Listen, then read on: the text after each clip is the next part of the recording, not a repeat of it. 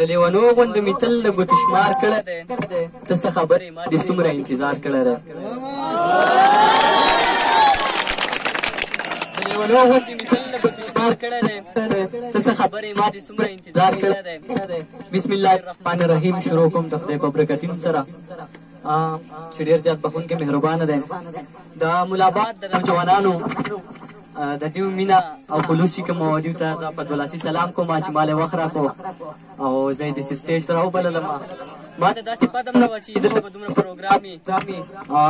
زه پرون په واړۍ کې وم ما داسې پروګرام و دا غوښتلی یم اسماعیل ورور ته کار وکړو چې پروګرام دی تاسو هم ډېر مختصر دی نو راځئ دا شعرونه راسه واورئ چې څوک مو ښکاره څوک مو په غلا وژني څوک مو ښکاره څوک مو په غلا وژني مونږ په فتوا د خپل ملا وژني څوک مو په ښکاره څوک مو په غلا وژني مونږ په فتوا د خپل ملا وژني هلته مو هم دلته مو هم وژني تل هلته مو هم دلته مو هم وژني تل دا فرعونیان مو په سلا وژني میندې یې بورې ناوې کونډې کړلې میندې یې بورې ناوې کونډې کړلې د چا د ګل غوندې لالا وژني ډېره مننه او ګل ماشومان مو مدرسو کې وژني ګل ماشومان مو مدرسو کې وژني زما د کور کلي ښکلا وژني زما د کور کلي ښکلا وژني او دا ستا حمید قلم په خوله جړېږي دا ستا حمید قلم په خوله جړېږي زلمي زمونږ په سلا وژني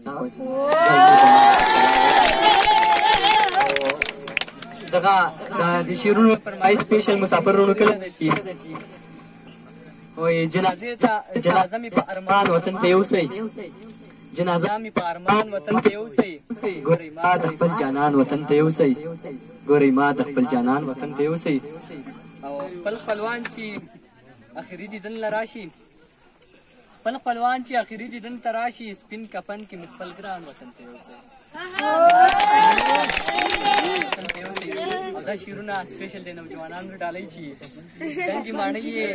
د غرور چې را نسکورې کړلې دنګې ماڼۍ یې چې د غرور یې را نسکورې کړلې په احترام د انقلاب هغه ګلپام ته سلام په احترام د انقلاب هغه ګلپام ته سلام چې په دشت کربلا سرچت کو ګوره چې په دشت کربلا کې سرچت کو ګوره هغه اسمان هم په د هغه اسمان هم په بره ناتمام ته سلام هغه انسان ته چې چل د ژوندانه وښودو هغه انسان ته چې چل د ژوندانه وښودو هغه محسن هغه استاد عالي مقام ته سلام ډېر ښه شعرونه چې یما له ټولو هېر یم اوس د چا په حافظه کې نه یم له ټولو هېر یم اوس د چا په حافظه کې نه یم داسې تصویر یم چې بلکل په آینه کې نه یم له ټولو هېر یم اوس د چا په حافظه کې نه یم داسې تصویر یم چې بلکل په آینه کې نه یم اوس مو ترمنځ غرونه فاصلې دي یاره اوس مو ترمنځ غرونه فاصلې دي یاره اوس چې ولاړ هره شیبه په دروازه کې نه یم